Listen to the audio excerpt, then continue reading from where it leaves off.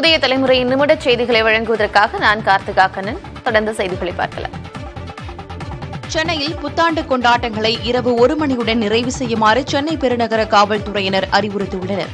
மது குடித்துவிட்டு வாகனங்களை இயக்குபவர்கள் மீது வழக்கமான நடவடிக்கை எடுக்கப்படுவதுடன் அவர்களில் சிறப்பு வகுப்பில் பங்கேற்க வேண்டியது இருக்கும். இதற்காக 20 இடங்களில் ஏற்பாடுகள் செய்யப்பட்டுள்ளன.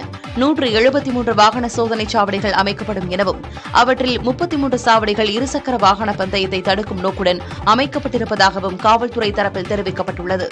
43 முக்கிய சாலைகளில் காவல்துறையினர் ரோந்து பணியில் ஈடுபடுவார்கள் என்றும் அசம்பாவிதங்களை படம் பிடித்து உடனே எச்சரிக்கும் 6841 கேமராக்கள் பயன்படுத்தப்பட இருப்பதாகவும் தெரிவிக்கப்பட்டுள்ளது. 6741 கேமராஸ், இது ஸ்பெஷல் கேமராஸ். இந்த கேமராஸ் எந்த விதமான இன்சிடென்ட் ரிப்போர்ட் ஆனாலுமே அதை பதிவு பண்ணி கொடுக்கிற ஒரு கேப்பபிலிட்டி இருக்கிற கேமராஸ். அப்படின்னா எங்கேயாவது வீலிங் பண்றாங்க, ரேசிங் போறாங்க அப்படின்னா தானாவே அந்த கேமரா இந்த இடத்துல இப்படி நடக்குது அப்படிங்கிற அந்த கேமரா அதை ஃபீட் எடுத்து கண்ட்ரோல் ரூமுக்கு அலர்ட் பண்ணும். அந்த மாதிரி ஃபெசிலிட்டிஸ் டோட்டல் நமக்கு 6741 கேமராஸ் நமக்கு சென்னை சிட்டி ஃபுல்லா இருக்கு. ஸோ எங்க யாரு எந்த தவறு செஞ்சாலுமே யாரோ பார்த்து சொல்ல வேண்டாம், இந்த கேமராஸே உங்களை ஐடென்டிஃபை பண்ணிடும், உங்களோட நம்பர்ஸ் ஐடென்டிஃபை பண்ணிடும். ஸோ ஸ்பீடிங், ரேசிங், வீலிங் இது எல்லாமே தவிர்க்க வேண்டும். புதுச்சேரியில் புத்தாண்டு கொண்டாட்டம் களைகட்ட தொடங்கியுள்ளது. புத்தாண்டு கொண்டாட்டத்திற்காக வடமாநிலங்களிலிருந்தும் வெளிநாடுகளிலிருந்தும் புதுச்சேரியில் சுற்றுலா பயணிகள் குவிந்து வருகின்றனர். இதனால் சிறிய மற்றும் பெரிய நட்சத்திர விடுதிகளில் உள்ள 20,000 அறைகள் நிரம்பி வழிகின்றன. ஹோட்டல்கள், மைதானங்கள், கடற்கரை உள்ளிட்ட இடங்களில் வண்ணமயமான ஒளிவிளக்கு அலங்காரங்கள், உணவு திருவிழா, இசை மற்றும் நடன நிகழ்ச்சிகளுக்கும் ஏற்பாடுகள் செய்யப்பட்டுள்ளன. இவற்றுக்கான டிக்கெட் விற்பனையும் விறுவிறுப்பாக நடைபெற்று வருகிறது. அதேபோல் புதுச்சேரியில் உள்ள மதுக்கடைகளில் கூட்டம் அலைமோதுகிறது. புதுச்சேரி ஒயிட் டவுன் பகுதியில் இன்று பிற்பகல் 2 மணி முதல் நாளை காலை 9 மணி வரையில் வாகனங்கள் செல்ல தடை விதிக்கப்பட்டுள்ளது. புத்தாண்டு கொண்டாட்டத்திற்கு வருவோர் புதிய துறைமுகம், உப்பளம் இந்திரா காந்தி விளையாட்டு மைதானம், உப்பளம் பெத்தி செமினார் பள்ளி, பாரதிதாசன் அரசு மகளிர் கல்லூரி வளாகத்தில் கட்டணமில்லாமல் வாகனங்களை நிறுத்துவதற்கு போக்குவரத்து காவல்துறையினர் ஏற்பாடு செய்துள்ளனர். கடற்கரை சாலையில் இன்றிரவு 2 லட்சம் பேர் வரை கூடுவார்கள் என எதிர்பார்க்கப்படுவதால் 1500க்கும் மேற்பட்ட காவலர்கள் பாதுகாப்பு பணியில் ஈடுபடுத்தப்பட்டுள்ளனர். புத்தாண்டு கொண்டாட்டத்தை முன்னிட்டு காரைக்காலில் உள்ள பேக்கரிகளில் பல்வேறு வகையான புதிய ரக கேக்குகள் தயாரிக்கும் பணி தீவிரமாக நடைபெற்று வருகிறது. இதில் black forest cake, chocolate cake, ice cream cake என்று பல வகை கேக் தயாரிக்கும் பணி நடைபெற்று வருகிறது. மேலும் கடந்த ஆண்டை விட இந்த ஆண்டு கேக் விற்பனைகள் அதிகரித்துள்ளதாக பேக்கரி உரிமையாளர்கள் தெரிவிக்கின்றனர். அதேபோல இனிப்பு வகைகளை ஆர்வத்தோடு மக்கள் வாங்கி செல்கின்றனர் எனவும், கேக் ரசிகர்கள் குறிப்பாக சாக்லேட் கேக்குகளை விரும்பி வாங்கி செல்வதாகவும் பேக்கரி உரிமையாளர்கள் தெரிவித்துள்ளனர். போன வருடத்தோட இந்த வருடம் ஆர்டர்கள் நிறைய வந்திருக்கு. ஆர்டர் நிறையா வருது. அதனால் எங்கள் ஆர்டர் வரும்போது எங்கள் பணியாளர்கள் வேலைகள் இருக்கும்போது எங்களுக்கு ரொம்ப சந்தோஷமாக இருக்குது. இந்த ஜிஎஸ்டி 18% 1 கிலோ கேக்கில் 600 ரூபா, 1 கிலோ பிளாக் ஃபாரஸ்ட்டில் 130 ரூபா ஜிஎஸ்டி போயிருதுங்க. அதனால் அந்த ஃப்ரெஷ்ஷாக தயாரிக்கிற பொருள்னால அந்த 18% ஜிஎஸ்டின்றது கொஞ்சம் கவர்மெண்ட் குறைச்சி கொடுத்தாங்கன்னா எங்கள் பேக்கரி இண்டஸ்ட்ரி பார்த்திங்கன்னா தமிழ்நாடு முழுக்க மூல முழுக்கெல்லாம் பேக்கரி இருக்குங்க. சின்ன பேக்கரிலேருந்து பெரிய பேக்கரி வரைக்கும். ஒரு சின்ன பேக்கரினா மினிமம் ஒரு 5 பேர்லேருந்து பெரிய பேக்கரி 200-250 பேர் வரைக்கும் வேலை வாய்ப்பு கொடுத்துட்ருக்காங்க. திருச்சி மாவட்டம் ஸ்ரீரங்கம் ரங்கநாதர் கோயிலில் திருமங்கை மன்னன் வேடுவரி உற்சவம் வெகு விமர்சையாக நடைபெற்றது. பூலோக வைகுண்டம் என போற்றப்படும் ஸ்ரீரங்கம் ரங்கநாதர் கோயிலில் வைகுண்ட ஏகாதசி விழா வெகு விமர்சையாக நடைபெற்று வருகிறது. டிசம்பர் 22ஆம் தேதி வரை நடைபெற்ற பகல் 10 நிகழ்வில் பெருமாள் பல்வேறு அலங்காரங்களில் பக்தர்களுக்கு அருள்பாலித்தார். அதனைத் தொடர்ந்து 23ஆம் தேதி விழாவின் முக்கிய நிகழ்வான சொர்க்கவாசல் நடைபெற்றது. அதன் பின்னர் ராப்பத்து உற்சவம் நடைபெற்று வருகிறது. ராப்பத்து நிகழ்வின் 8ஆம் நாளில் கோயிலின் 4ஆம் பிரகாரத்தில் உள்ள மணல் வெளியில் திருமங்கை மன்னன் வேடுவரி உற்சவம் வெகு விமர்சையாக நடைபெற்றது. அப்போது தங்க குதிரை வாகனத்தில் பெருமாள் எழுந்தருளி வையாளி கண்டருளினார். இந்த உற்சவ நிகழ்வில் ஆயிரக்கணக்கான பக்தர்கள் பங்கேற்று வழிபாடு நடத்தினர். தென் மாவட்டங்களுக்கான பேருந்துகள் இன்று முதல் கிளாம்பாக்கத்திலிருந்து இயக்கப்படும் நிலையில் கோயம்பேடு பேருந்து நிலையத்தை பிரிவது மனதிற்கு வேதனையாக இருப்பதாக பேருந்து ஓட்டுநர்கள், நடத்துனர்கள் கூறியுள்ளனர். அதேவேளையில் போக்குவரத்து நெரிசல் இன்றி பேருந்துகளை இயக்க முடியும் எனவும் அவர்கள் மகிழ்ச்சி தெரிவித்தனர். எல்லா ஊருக்கு டிக்கெட் கோயம்பேடு தான் ஒரு இடமா இறக்கி விட்டுவோம். இனிமேல் கிளாம்பாக்கத்தில் இறக்கி விட போறோம். எங்களுக்கு இவ்வளவு தூரம் வந்தால 1 மணி நேரம் டைம் சேவ் ஆகுது எங்களுக்கு. அதே போல டிராபிக் லோக்கல்ல ஃப்ரீயா இருக்கும், டிராபிக் இல்லாம இருக்கும். ஆனால் பயணிகள் தான் கொஞ்சம் கஷ்டமாக இருக்கும். அவங்கள ஒரு இடமா இறக்கி விடுவோம், அவங்க பஸ் மாறி வரணும், அதுதான் கஷ்டப்படுவாங்க. மற்றபடி எங்களுக்கு எந்த சிரமமும் இல்லை. இந்த பஸ் ஸ்டாண்ட் இருக்கிறது எங்களுக்கு நல்லா தான் இருந்தது. ஆனால் டிராபிக்கில் போகிறதா கொஞ்சம் சிரமமாக இருந்தது. கிளாம்பாக்கம் போகும்போது அது ஒரு புதிய அனுபவம் தான். ரெண்டாவது மக்களுக்கு வசதி, போக்குவரத்து வசதி. இங்கே மெட்ரோ இருந்துச்சு, கிரௌடு ஈஸியாக வந்துருவாங்க மக்கள். இப்போ அங்கே போகும்போது அவங்களுக்கு வந்து சேர்றதுக்கு சிட்டி பஸ் தான். அது வந்து சேர்றதுக்கு காலதாமதமாகலாம். ரெண்டாவது அந்த பேருந்து நிலையத்துக்கு பழகிறதுக்கு ரொம்ப நாள் ஆகும். அதுதான் அது ஒரு சிரமம் இருக்குது எங்களுக்கு. இது பாதி சிட்டிக்குள்ளே இருக்குது, அது ஃபுல்லாக அவுட்டரில் இருக்குது. அது பழகணும்னு இன்னும் ஒரு 6 மாதம் ஆகணும் மக்கள் வந்து பழகிறதுக்கு. போக்குவரத்து வசதி சரிவர கிடைக்கணும். அங்கே போகிறது நமக்கு மக்களுக்கு டிராபிக்கில் ரொம்ப ரொம்ப நல்லது தான். இங்கே வந்துட்டு உள்ள போகிறது மக்களுக்கு உள்ள வரை சிரமமாக இருக்கலாம். மற்றபடி எங்களுக்கு அங்கே போகிறது ரொம்ப ரொம்ப நல்லது தான். ஏன்னா பயங்கர டிராபிக், இடைஞ்சல். அங்கே போகிறது ரொம்ப ரொம்ப ஒரு மகிழ்ச்சி தான் எங்களுக்கு. திருப்பூரில் 6 பெண்களை ஏமாற்றி திருமணம் செய்த இளைஞரை காவல்துறையினர் தேடி வருகின்றனர். திருப்பூரைச் சேர்ந்த தேவி என்பவர் கணவரை பிரிந்து வாழ்ந்து வந்த நிலையில் அதே பகுதியைச் சேர்ந்த எலக்ட்ரீஷியன் குணசேகரனை திருமணமும் செய்துள்ளார். இருவரும் 3 ஆண்டுகளாக ஒன்றாக வசித்து வந்த நிலையில் பெண் குழந்தையை ஒன்றையும் பெற்றெடுத்துள்ளார். இந்நிலையில் குணசேகரனின் நடவடிக்கையில் சந்தேகமடைந்த தேவி அவர் குறித்து விசாரித்த போது ஏற்கனவே பல பெண்களை ஏமாற்றி திருமணம் செய்தது தெரியவந்தது. இது தொடர்பாக இளம்பெண் தேவி திருப்பூர் வடக்கு மகளிர் காவல்துறையில் புகார் அளித்துள்ளார். ஆனால் எந்த நடவடிக்கையும் எடுக்கப்படாததால் திருப்பூர் மாநகர காவல் ஆணையரகத்தை நாடியுள்ளார். அதன் பேரில் காவல்துறை நடத்திய விசாரணையில் குணசேகரன் 6 பெண்களை ஏமாற்றி திருமணம் செய்தது தெரியவந்துள்ளது. தனியாக வசித்து வரும் பெண்கள் ஆதரவற்ற விதவை பெண்களை திருமணம் செய்வதாக கூறி ஏமாற்றி மோசடி செய்து வந்துள்ளார். இதனிடையே சிவகங்கையைச் சேர்ந்த கல்லூரி மாணவியுடன் முகநூல் மூலம் அறிமுகமான குணசேகரன் அந்த பெண்ணையும் திருமணம் செய்ய முயற்சித்துள்ளது விசாரணையில் தெரியவந்துள்ளது.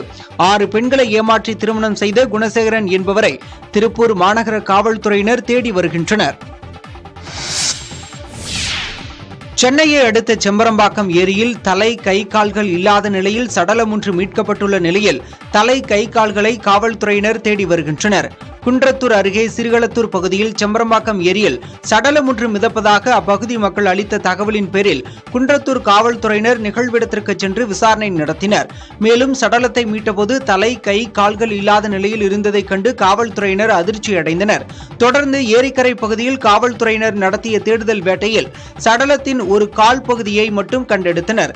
மேலும் காவல்துறை நடத்திய ஆய்வில் வயிற்றில் கத்தியால் குத்தப்பட்டு தலை கை கால்கள் வெட்டப்பட்டு சடலம் மட்டும் கல்லை கட்டி ஏரியில் வீசப்பட்டுள்ளது தெரிய வந்துள்ளது.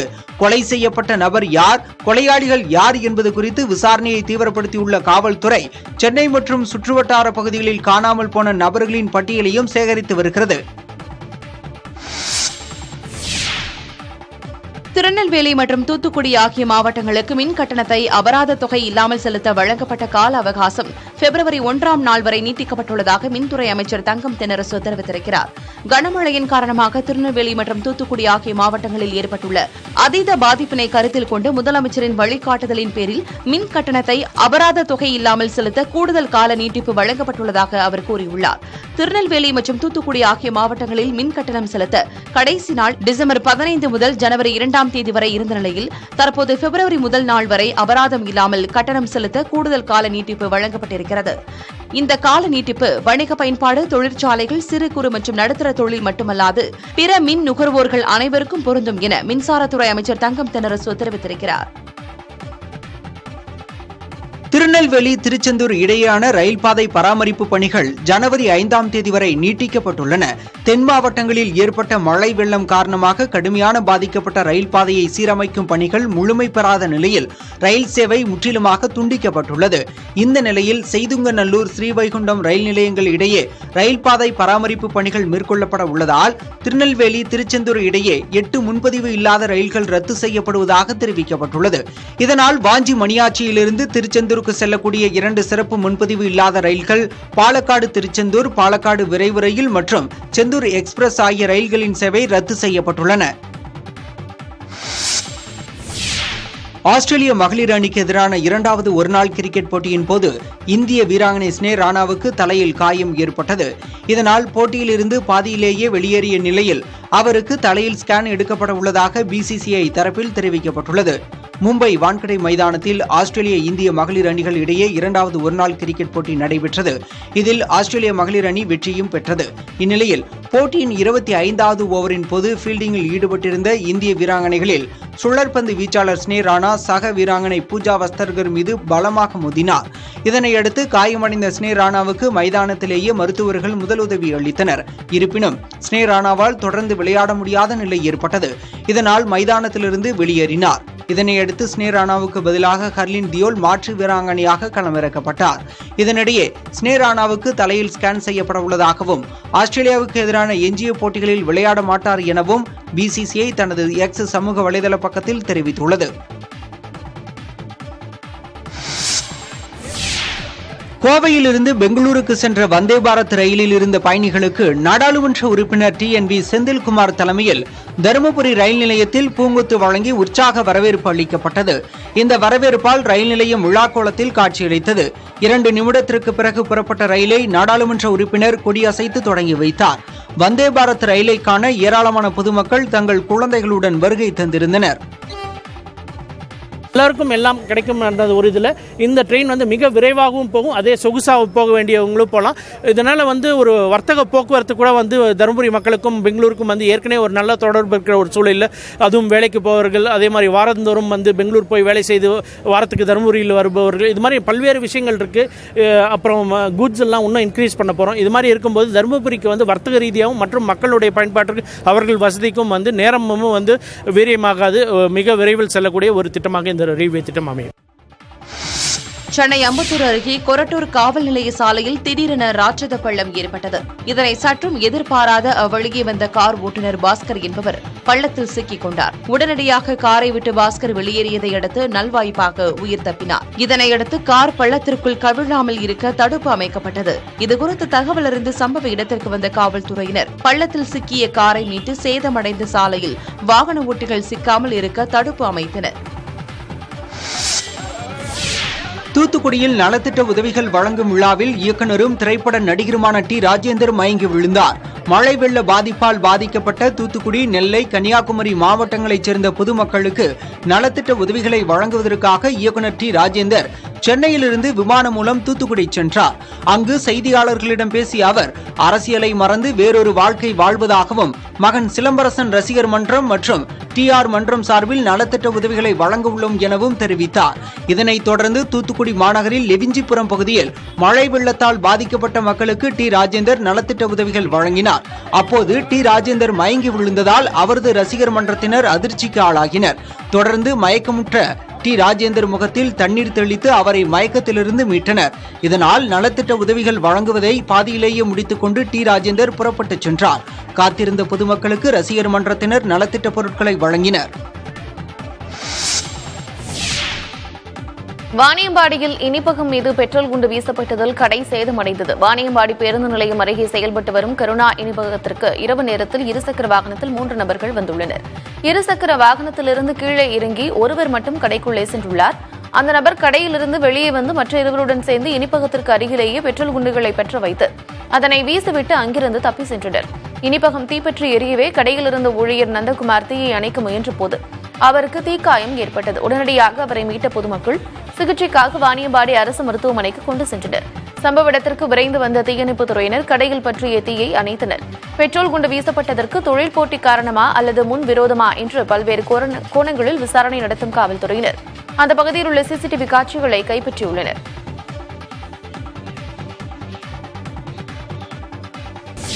ஆளுநர் RN ரவியை சந்தித்து பேசிய முதலமைச்சர் ஸ்டாலின் நிலுவையில் உள்ள மசோதாக்கள் மற்றும் கோப்புகளுக்கு விரைந்து ஒப்புதல் அளிக்க வலியுறுத்தினார். தமிழக அரசு சார்பில் வெளியிட்ட செய்திக்குறிப்பில் பல மாதங்களாக நிலுவையில் உள்ள பல்வேறு கோப்புகளுக்கு விரைந்து ஒப்புதல் அளித்து அரசுக்கு அனுப்பி வைத்திட ஆளுநரிடம் முதலமைச்சர் கேட்டுக் கொண்டதாக தெரிவிக்கப்பட்டுள்ளது. அதேபோல் குடியரசுத் தலைவருக்கு ஆளுநர் அனுப்பி வைத்துள்ள மசோதாக்களை திரும்பப் பெற்று அவற்றிற்கும் விரைந்து ஒப்புதல் அளிக்கவும் முதலமைச்சர் கேட்டுள்ளார். பொதுவாக அரசியல் சாசன விதிகளுக்கு உட்பட்டு ஆளுநர் செயல்பட வேண்டும் என்றும் அப்போதுதான் மாநில மக்களின் நலனுக்கும் நிர்வாகத்திற்கும் பயனளிக்கக்கூடிய வகையில் செயல்பாடு அமையும் என்றும் முதலமைச்சர் எடுத்துரைத்ததாக குறிப்பிடப்பட்டுள்ளது. உச்சநீதிமன்றம் தெரிவித்துள்ள கருத்துக்களை ஆளுநர் மனதில் கொண்டு நிலுவையில் உள்ள மசோதாக்களுக்கு ஒப்புதல் வழங்குவதோடு வருங்காலங்களில் இதுபோன்ற தாமதங்களை ஆளுநர் தவிர்த்திடவும் ஆளுநரிடம் முதலமைச்சர் மு.க.ஸ்டாலின் கேட்டுக் கொண்டுள்ளார். சந்திப்பின் போது கடிதம் ஒன்றையும் முதலமைச்சர் ஆளுநரிடம் வழங்கினார்.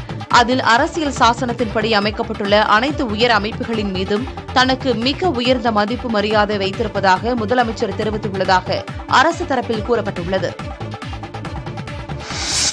தமிழக முதலமைச்சருடனான சந்திப்பு சுமூகமாக இருந்ததாகவும் மாநில அரசுக்கு உறுதுணையாக இருப்பதாகவும் ஆளுநர் மாளிகை வெளியிட்ட செய்திக்குறிப்பில் தெரிவிக்கப்பட்டுள்ளது. தமிழக ஆளுநர் ஆர்.என். ரவியை முதலமைச்சர் மு.க.ஸ்டாலின் சந்தித்து பேசியது தொடர்பாக ஆளுநர் மாளிகை செய்திக்குறிப்பு வெளியிட்டுள்ளது. அதில் ஆளுநரும் முதலமைச்சரும் மாநிலம் சார்ந்த பல்வேறு விஷயங்கள் குறித்து கலந்துரையாடியதாக தெரிவிக்கப்பட்டுள்ளது. தமிழக மக்களுக்காக தனது முழு அர்ப்பணிப்பை ஆளுநர் ஆர்.என். ரவி இந்த சந்திப்பில் வலியுறுத்தியதாகவும் குறிப்பிடப்பட்டுள்ளது. அரசியல் சாசனத்துக்குட்பட்டு மாநில அரசுக்கு தமிழக ஆளுநர் ஆதரவு அளிப்பார் என்றும் உறுதியளிக்கப்பட்டிருக்கிறது. முன்னாள் அமைச்சர்கள் கே.சி. வீரமணி, எம்.ஆர். விஜயபாஸ்கர் மீதான விசாரணை கோப்புகளுக்கு அனுமதி வழங்க ஆளுநரிடம் வலியுறுத்தியுள்ளதாக சட்டத்துறை அமைச்சர் ரகுபதி தெரிவித்துள்ளார். 2 முன்னாள் அமைச்சர்கள் மீது சாங்ஷன் ஆஃப் ப்ராசிக்யூஷனுக்காக அனுப்பப்பட்டு பல மாதங்களாக திரு கே.சி. வீரமணி அவர்கள் மீது 15 மாதங்களாகவும் விஜயபாஸ்கர் மீது 7 மாதங்களுக்கு மேலாகவும் அந்த கோப்புகள் நிலுவையிலே உள்ளன. எனவே அவற்றுக்கு அனுமதி தர வேண்டும். ஏனென்று சொன்னால் அது அரசாங்கத்தால் அனுப்பப்பட்டு விசாரிக்கப்பட்டு அனுப்பப்பட்டிருக்கிறது. நீங்கள் கேட்ட விளக்கங்களை எல்லாம் அரசு தந்திருக்கிறது என்கின்ற தகவலை சொல்லி அதற்கான அனுமதியையும் மேதகு ஆளுநரிடத்தில் கேட்டிருக்கின்றோம். வெள்ளத்தால் பாதிக்கப்பட்டுள்ள பொதுமக்களுக்கு அறிவிக்கப்பட்டுள்ள நிவாரணத் தொகையை உயர்த்தி வழங்க வேண்டும் என எதிர்க்கட்சித் தலைவர் எடப்பாடி பழனிசாமி வலியுறுத்தியுள்ளார். கொடுக்கின்ற நிவாரணத் தொகை போதாது. மிக்ஸாம் புயலில் பாதிக்கப்பட்ட மக்களாக இருந்தாலும் சரி, அல்லது தென் மாவட்டத்தில் பாதிக்கப்பட்ட மக்களுக்கும் இந்த விடியா திமுக அரசு நிவாரணத் தொகை உயர்த்தி வழங்க வேண்டும். அதேபோல மீனவ மக்கள் அந்த எண்ணூர் முகத்துவாரத்தில் சிபிசியில் இருந்து வெளியேறிய அந்த எண்ணெய் படலங்கள் எல்லாம் கடலிலே மிதந்து கொண்டிருந்த காரணத்தினால் வேலைக்கு மீன்பிடி தொழில் செய்ய முடியாமல் கடுமையாக பாதிக்கப்பட்டிருக்கிறார்கள். அந்த மீனவ மக்களுக்கும் நான் அறிக்கையின் வாயிலாக கேட்டுக்கொண்டதுங்க, அதற்கு படகுக்கு வலைக்கு நிவாரணம் இதையெல்லாம் உயர்த்தி வழங்க வேண்டும் என்று இந்த தொலைக்காட்சியின் வாயிலாக பத்திரிகையின் வாயிலாக இந்த அரசுக்கு வேண்டுகோளாக வைக்கிறேன். மழை வெள்ளத்தால் பாதிக்கப்பட்ட நெல்லை தூத்துக்குடி மக்களுக்கு அரிசி மளிகை பொருட்களை அடங்கிய தொகுப்பை நடிகர் விஜய் வழங்கினார். விஜய் மக்கள் மன்றத்தின் சார்பில் இந்த நிவாரணப் பொருட்கள் வழங்கப்பட்டன. நிவாரண உதவியை பெறுவதை விட விஜயை சந்தித்து செல்ஃபி எடுப்பதிலேயே மக்கள் அதிக ஆர்வம் காட்டினர். ரசிகர் ஒருவர் திடீரென விஜயின் காலில் விழுந்தார். இதனை சற்றும் எதிர்பார்க்காத நடிகர் விஜய் அவர் மயங்கி விழுந்துவிட்டதாக பதறிப்போனார். பின்னர் அவரை தூக்கிய விஜய் ரசிகரை நிதானப்படுத்தியதோடு அவருடன் செல்ஃபியும் எடுத்துக் கொண்டார். இதேபோல் இளம்பெண் ஒருவர் செல்ஃபி எடுத்துவிட்டு நிவாரணப் பொருட்கள் வேண்டாம் என கூறி சென்றார்.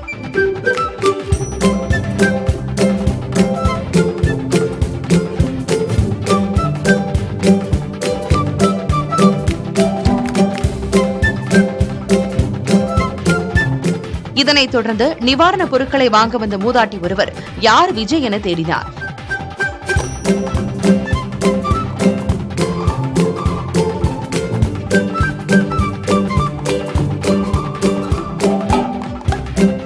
இதனை புன்முறுவலுடன் பார்த்து ரசித்த நடிகர் விஜய் நான் தான் விஜய் என கூற மூதாட்டி விஜயின் கன்னத்தை கிள்ளி முத்தம் கொடுத்தார்.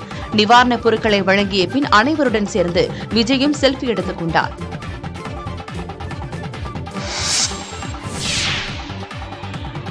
நெல்லையில் நிவாரண உதவிகளை வழங்க வந்த நடிகர் விஜயை காண முண்டியடித்த ரசிகர்களின் கூட்ட நெரிசலில் சிக்கி 2 பெண்கள் உட்பட 6 பேர் காயமடைந்தனர். நெல்லை கேடிசி நகர் உள்ள மாளிகையில் நடந்த நிகழ்வில் நடிகர் விஜய் மக்கள் இயக்கம் சார்பில் நெல்லை மற்றும் தூத்துக்குடி மாவட்டங்களில் மழை வெள்ளத்தால் பாதிக்கப்பட்ட மக்களுக்கு நேரில் நிவாரண உதவிகளை வழங்கினார். நிகழ்ச்சியில் பங்கேற்க டோக்கன்கள் வழங்கப்பட்ட நபர்கள் மட்டுமே அனுமதிக்கப்பட்ட நிலையில் நடிகர் விஜயை காண முடியாமல் மண்டபத்திற்கு வெளியே காத்திருந்த ரசிகர்கள் அங்குமிங்கும் ஓடியபடி இருந்தனர். நிவாரண உதவிகளை வழங்கிய பின் நிகழ்விடத்திலிருந்து புறப்பட்ட நடிகர் விஜயை காண ரசிகர்கள் முண்டியடித்தனர். இதன் காரணமாக கடும் கூட்ட நெரிசல் ஏற்பட்டது. இதில் சிக்கிய 6 பேர் கீழே விழுந்து லேசான காயமடைந்தனர்.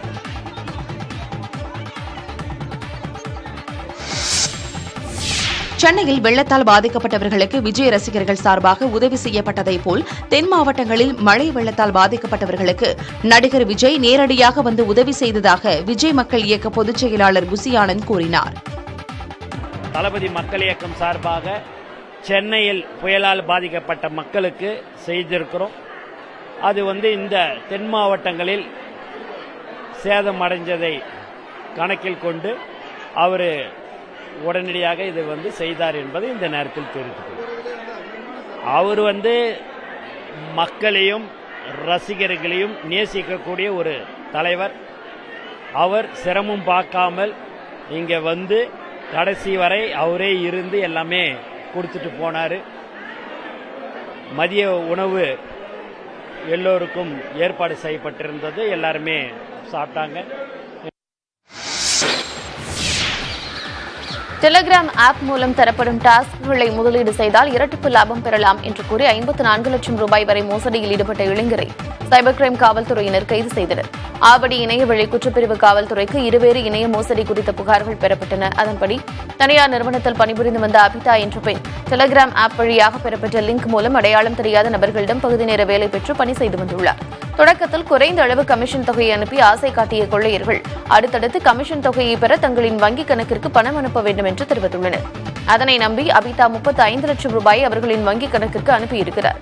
அதேபோல காட்டுப்பாக்கத்தைச் சேர்ந்த தனியார் நிறுவன ஊழியர் ஜூன் சுஷில் அல்போன்ஸ் என்பவரும் கமிஷன் தொகையை பெற சுமார் 19,56,056 ரூபாய் அனுப்பியிருக்கிறார். இதனையடுத்து குற்றவாளிகளை தனிப்படை அமைத்து தேடி வந்த காவல்துறையினர் பட்டாபிராம் பகுதியைச் சேர்ந்த மணிகண்டன் என்பவரை கைது செய்தனர். அவரிடம் நடத்திய விசாரணையில் இதேபோல் நாட்டின் பல்வேறு மாநிலங்களைச் சேர்ந்தவர்களையும் ஏமாற்றி கோடிக்கணக்கான ரூபாய் பணத்தை கொள்ளையடித்தது தெரியவந்தது. மேலும் தலைமறைவாக உள்ளவர்களையும் இணையவழி குற்றப்பிரிவு காவல்துறையினர் தேடி வருகின்றனர்.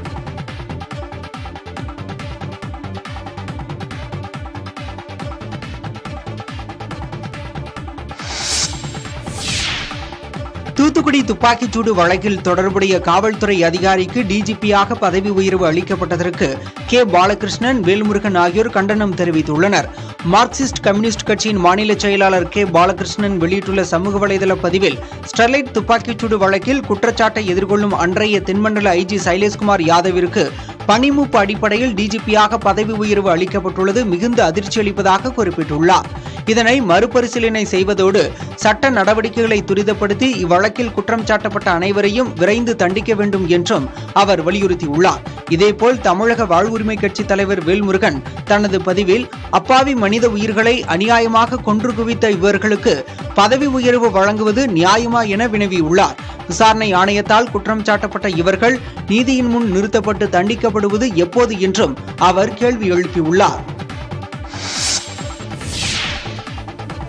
ஆங்கில புத்தாண்டையொட்டி கோவை வாலாங்குளத்தில் இன்றிரவு நிகழ்ச்சி நடத்த தனியார் அமைப்பு சார்பில் திட்டமிடப்பட்டுள்ளதற்கு சூழலியல் ஆய்வாளர்களிடையே கடும் எதிர்ப்பு கிளம்பியிருக்கிறது.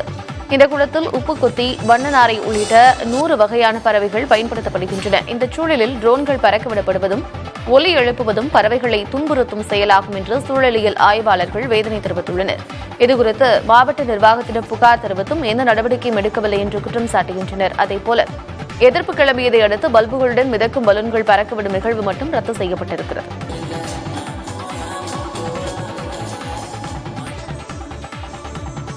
அந்த பறவைகள் வாழும் இடத்தையும் இப்படி நம்ம தொந்தரவு செய்வது என்பது மிக மிக மிக மிக அநாகரிகமான செயலாகவே கருதுகிறோம். இதனை தடை செய்யக்கூடிய அந்த கோரிக்கைகளுக்கு இன்னும் மாவட்ட நிர்வாகம் உடனடியாக முழு நடவடிக்கை எடுக்கவில்லை. எடுக்க வேண்டும் என்பதுதான் நம்முடைய கோரிக்கை. எல்லா இடத்தையும் மனிதர்கள் பயன்படுத்த வேண்டும் என்று நாம் நினைக்கக்கூடாது. புத்தாண்டு கொண்டாட்டங்களுக்கு நாம் தடை விதிக்க சொல்லவில்லை. குளக்கரையில் கொண்டாடுகிறார்கள், அதற்கான இடத்தை வேறு இடத்தை தேர்வு செய்யுங்கள் என்றுதான் சொல்கிறோம். மாவட்ட நிர்வாகம் இதனை செய்ய வேண்டும் என்று வலியுறுத்துகிறோம்.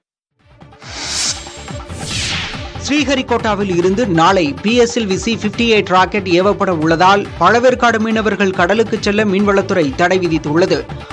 ஆந்திர மாநிலம் ஸ்ரீஹரிகோட்டாவில் உள்ள சதீஷ் தவான் ராக்கெட் ஏவுதளத்தில் இருந்து PSLV C-58 ராக்கெட் நாளை காலை 9:10 மணிக்கு விண்ணில் ஏவப்படுகிறது. இதற்கான கவுண்டவுன் இன்று துவங்க உள்ளது. இந்த ராக்கெட் மூலம் 5 ஆண்டுகள் ஆயுட்காலத்தை கொண்ட எக்ஸ்போசாட் என்ற செயற்கைக்கோள் 500 முதல் 700 கிலோமீட்டர் வட்டமான பூமியின் சுற்றுப்பாதையில் நிலைநிறுத்தப்பட இருக்கிறது. இந்த செயற்கைக்கோள் எக்ஸ்ரே மூலங்களின் தற்காலிக நிலை, நிறமாலை போன்ற அறிவியல் ஆய்வுகளையும் விண்வெளியில் உள்ள தூசு, கருந்துளை வாயுக்களின் மேகக்கூட்டமான நெபுலா உள்ளிட்டவற்றையும் ஆராய உள்ளது. ராக்கெட் ஏவும் காலங்களில் அசம்பாவிதங்களை தவிர்க்கும் பொருட்டு குறிப்பிட்ட கடல் பகுதிக்குள் மீனவர்கள் செல்லக்கூடாது என அறிவுறுத்தப்படுகிறது. அதன்படி இன்று மாலை முதல் நாளை பழவேற்காடு மீனவர்கள் யாரும் கடலுக்கு மீன்பிடிக்க செல்ல வேண்டாம் என மீனவ கூட்டுறவு சங்கங்கள் மூலம் பொன்னேரி மீன்வளத்துறையினர் உத்தரவு பிறப்பித்துள்ளனர். இந்தியாவில் கடந்த 5 ஆண்டுகளில் யுபிஐ பரிவர்த்தனை 147 விழுக்காடு உயர்ந்துள்ளதாக தகவல் வெளியாகியுள்ளது. நொடிப்பொழுதில் டிஜிட்டல் முறையில் பரிவர்த்தனை நடப்பதால் சாமானியர்கள், வியாபாரிகள் என அனைத்து தரப்பினரிடையே யுபிஐ பரிவர்த்தனை முக்கிய பங்காற்றுகிறது. நகரம் முதல் கிராமம் வரை யுபிஐ பரிவர்த்தனை செயல்பாட்டில் உள்ள நிலையில் ரொக்கத்தின் பயன்பாடு வெகுவாக குறைந்திருக்கிறது.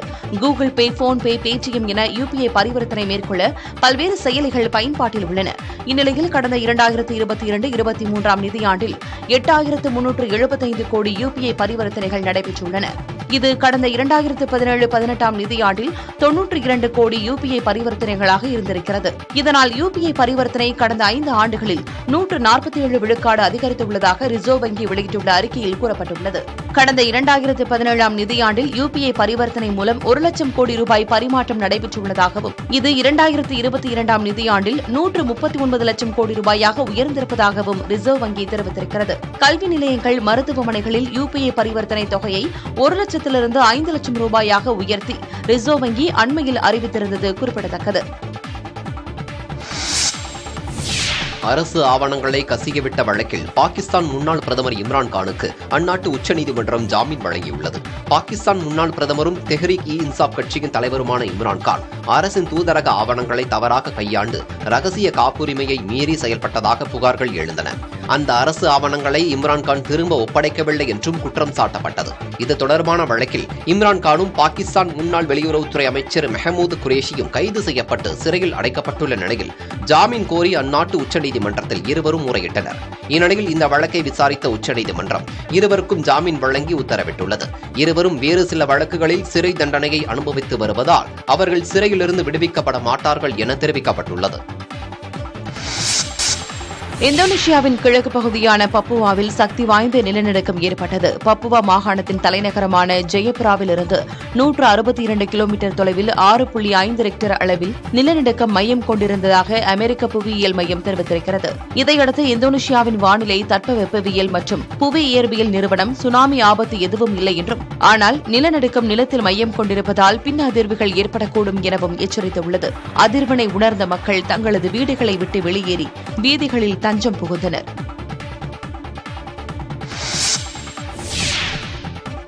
டெல்லியில் இஸ்ரேல் தூதரகம் அருகே வெடிவிபத்து நிகழ்ந்தது தொடர்பான வழக்கு சிறப்பு பிரிவுக்கு மாற்றப்பட்டுள்ள நிலையில் அது தொடர்பாக டெல்லி காவல்துறையினர் அடையாளம் தெரியாத நபர்கள் மீது வழக்கு பதிவு செய்துள்ளது. மேலும் சந்தேகத்திற்கிடமான 6 நபர்களை தேடி வருகிறது. கடந்த செவ்வாயன்று பிருத்திவிராஜ் சாலையில் உள்ள இஸ்ரேல் தூதரகம் அருகே வெடிவிபத்து நிகழ்ந்ததாக டெல்லி காவல்துறைக்கு தகவல் கிடைத்தது. இதனையடுத்து நிகழ்விடத்திற்கு விரைந்த டெல்லி காவல்துறை தடயங்களை சேகரித்ததுடன் சிசிடிவி காட்சிகளை கைப்பற்றி விசாரணையை தீவிரப்படுத்தியது. அப்போது வெடிவிபத்து நிகழ்ந்த பகுதியில் ஒரு பக்கம் எழுதப்பட்ட கடிதம் ஒன்றையும் காவல்துறை கைப்பற்றியது. இந்நிலையில் இஸ்ரேல் தூதரகத்திற்கு மிரட்டல் விடுக்கப்பட்ட விவகாரம் தொடர்பாக முக்கிய ஆதாரம் கிடைத்துள்ளதாக கூறி வழக்கு பதிவு செய்யப்பட்டுள்ளது. மேலும் ஜாமியா நகர் பகுதியில் ஆட்டோவில் வந்து சென்றவர்கள் குறித்தும் சிசிடிவி ஆதாரங்களை கைப்பற்றி வருகின்றனர். மேலும் வெடிவிபத்து நிகழ்ந்தபோது சம்பவ இடத்தில் இருந்த ஆட்டோ ஓட்டுநர் ஒருவரிடமும் தீவிர விசாரணை நடைபெற்று வருகிறது. இதனிடையே நிகழ்விடத்தில் கைப்பற்றப்பட்ட பொருட்களை தேசிய பாதுகாப்பு படையின் ஆய்வுக்காக அனுப்பி வைக்கப்பட்ட நிலையில் அதற்கான முடிவுகளுக்காக காத்திருப்பதாகவும் காவல்துறை தரப்பில் தெரிவிக்கப்பட்டுள்ளது. மல்யுத்த வீராங்கனைகள் நீதி கிடைப்பதற்காக போராடிக் கொண்டிருக்கும் நேரத்தில் கேல் ரத்னா, அர்ஜுனா போன்ற விருதுகள் அர்த்தமற்றவையாகிவிட்டதாக கூறினார். விருதுகளை திரும்ப அளிக்கப் போவதாக அவர் பிரதமருக்கு கடிதம் எழுதியிருந்தார். அவர் சனிக்கிழமை பிரதமர் அலுவலகத்திற்கு செல்ல முயற்சித்தபோது காவல்துறையினரால் தடுத்து நிறுத்தப்பட்டார். தனது எதிர்ப்பை தெரிவிக்கும் வகையில் அவர் தனது விருதுகளை சாலையின் நடுவில் விட்டுச் சென்றார். அவர் விருதுகளை பின்னர் டெல்லி காவல்துறையினர் எடுத்துச் சென்றனர்.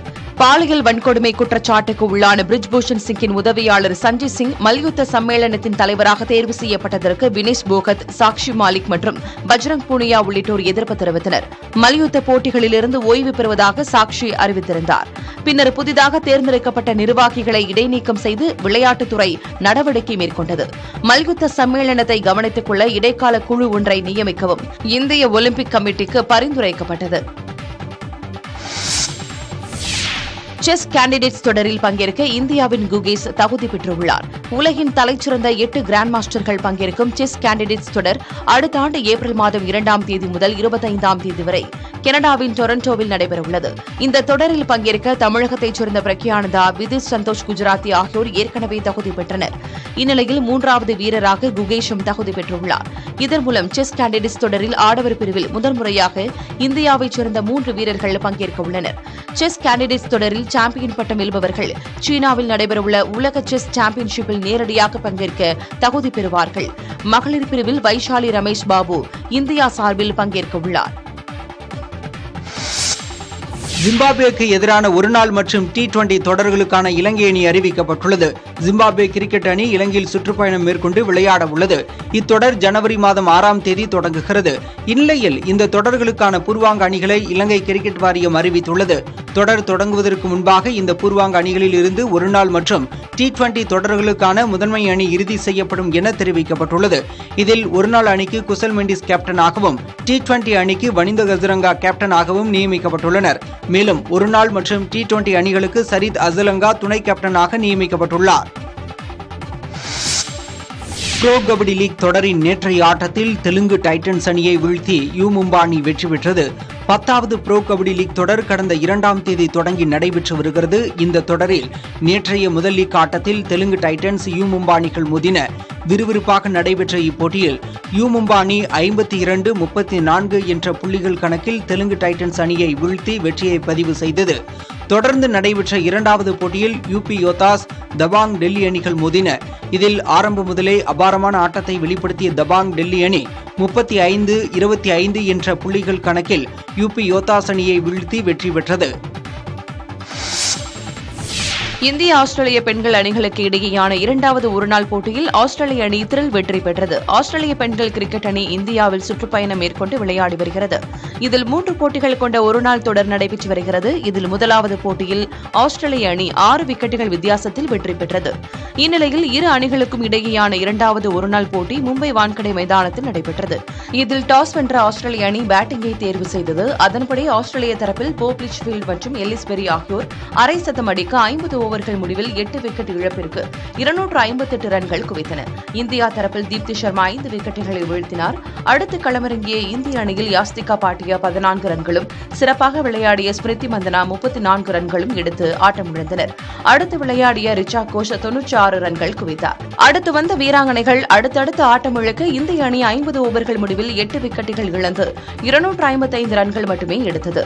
இதனால் 3 ரன்கள் வித்தியாசத்தில் ஆஸ்திரேலிய அணி த்ரில் வெற்றி பெற்றது. தூத்துக்குடியில் பெய்த கனமழையால் குடியிருப்பு பகுதியில் சூழ்ந்திருக்கும் வெள்ளம் அகற்றப்படவில்லை என்று மக்கள் வேதனை தெரிவிக்கின்றனர். கடந்த 17, 18 ஆகிய தேதிகளில் பெய்த மழையின் காரணமாக குளங்களில் உடைப்பு ஏற்பட்டு தூத்துக்குடி முழுவதுமே வெள்ளக்காடாக காட்சியளித்தது. இந்நிலையில் 13 நாட்கள் ஆகியும் கதிர்வேல் நகர், ராம் நகர், ஆரோக்கியபுரம், ரெகமத் நகர், வஉசி நகர் உள்ளிட்ட குடியிருப்பு பகுதிகளில் இன்னும் மழைநீர் அகற்றப்படாத நிலைதான் காணப்படுகிறது. மேலும் வெள்ளத்தை கடந்து சென்றுதான் உணவுகளை வாங்கி வந்து சாப்பிடக்கூடிய ஒரு சூழ்நிலையும் ஏற்பட்டிருக்கிறது. வரைக்கும் அதிகாரிகள் உள்ள பார்க்கவே இல்லை. இன்னைக்கு நாங்க இவ்வளவு தூரம் போராட்டம் பண்ணின பிறகு உள்ள பார்த்துட்டு நாங்க தண்ணி எடுக்கிறோம்னு சொல்லி இருக்கிறாங்க. இதுவும் எந்த அளவுக்கு சாத்தியம்ங்கிறது எங்களுக்கு தெரியல. நாங்க உள்ள இருக்கணுமா இல்ல இந்த இடத்த நாங்க காலி பண்ணி போகணுமாங்கிறத நீங்க தான் சொல்லணும். சாப்பாடு எதுவும் கிடைக்கல. நிவாரணம் 11 நாள் நிவாரணம் எதுவுமே இந்த ஏரியாவுக்குள்ள யாருமே வரல. போட்டு கூட வரல. எந்த ஒரு மருத்துவ உதவியும் எங்களுக்கு கிடையாது. நாங்க பிள்ளைங்களை வச்சுட்டு முடியாம சூழ்நிலையில தான் வெளியில ஏறி போயிட்டு இருக்காங்க ஜனங்கள். தூத்துக்குடி மாவட்டம் பரமன்குறிச்சி அரசு ஆரம்ப சுகாதார நிலையத்தில் வெள்ள நீர் அகற்றப்படாமல் இருப்பதால் மக்கள் கடும் அவதியடைகின்றனர். கடந்த 17, 18ஆம் தேதிகளில் பெய்த கனமழை காரணமாக சடையநேரி குளம் உடைந்தது. இதனால் மெஞ்ஞானபுரம், பரமன்குறிச்சி, லட்சுமிபுரம் மற்றும் பல்வேறு கிராமங்களில் மழைநீர் சூழ்ந்திருக்கிறது. குறிப்பாக கடந்த 12 நாட்களாக பரமன்குறிச்சி அரசு ஆரம்ப சுகாதார நிலையம் முழுவதும் மழைநீர் தேங்கியிருப்பதால் மக்கள் கடும் அவதிப்படுகின்றனர். இதனால் அரசு ஆரம்ப சுகாதார நிலையத்திற்கு வெளியே நின்று சிகிச்சை அளிக்கும் நிலை ஏற்பட்டுள்ளது. மற்றொருபுறம் மின் மோட்டார் மூலம் மழைநீரை அகற்றும் பணி தீவிரமாக நடைபெற்று வருகிறது.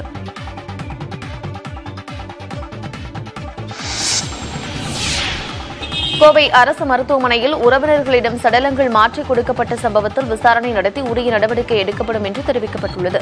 ஈரோடு மாவட்டம் சூரம்பட்டியைச் சேர்ந்த மணி என்ற 65 வயது முதியவர் உடலும், திருப்பூர் மாவட்டம் சேவூர் பகுதியைச் சேர்ந்த ஜெயக்குமார் என்பவரது தந்தை குமாரசாமியின் உடலும் உறவினர்களிடம் மாற்றி ஒப்படைக்கப்பட்டன.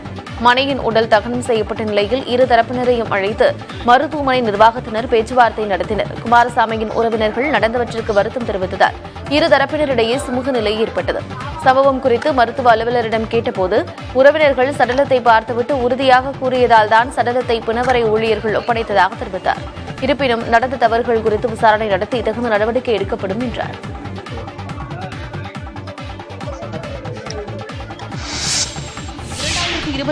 ஆண்டில் அதிக இடையூறுகளையும் நிலையற்ற தன்மையையும் எதிர்கொள்ள தயாராக இருக்க வேண்டும் என டாடா சன்ஸ் குழும தலைவர் சந்திரசேகரன் அந்நிறுவன ஊழியர்களுக்கு அறிவுறுத்தியுள்ளார். ஆண்டின் நிறைவாக டாடா நிறுவன ஊழியர்களுக்கு அவர் அனுப்பியுள்ள செய்தியில் இவ்வாறு தெரிவித்துள்ளார். தனிநபர்களின் தரவுகள் பாதுகாப்பு, கார்பன் உமிழ்வு பிரச்சினை, செயற்கை நுண்ணறிவு உள்ளிட்ட விவகாரங்கள் உலகளவில் புதிய சவாலை ஏற்படுத்தும் எனவும் குறிப்பிட்டுள்ளார். மேலும் 2024ஆம் ஆண்டில் 40 நாடுகளில் தேர்தல் நடக்கவுள்ளதால் அரசியல் ரீதியாக ஏற்படும் மாற்றங்களால் மிகப்பெரிய சவால்கள் உருவாகும் எனவும் சந்திரசேகரன் சுட்டிக்காட்டியுள்ளார். நடப்பாண்டில் சிறப்பான செயல்பாடுகள் மூலமாக உலகளவில் இந்தியா தனித்துவமான இடத்தை பிடித்துள்ளதாகவும் இந்தியாவின் பொருளாதாரம் நல்ல நிலைமையில் இருப்பதாகவும் அவர் குறிப்பிட்டுள்ளார்.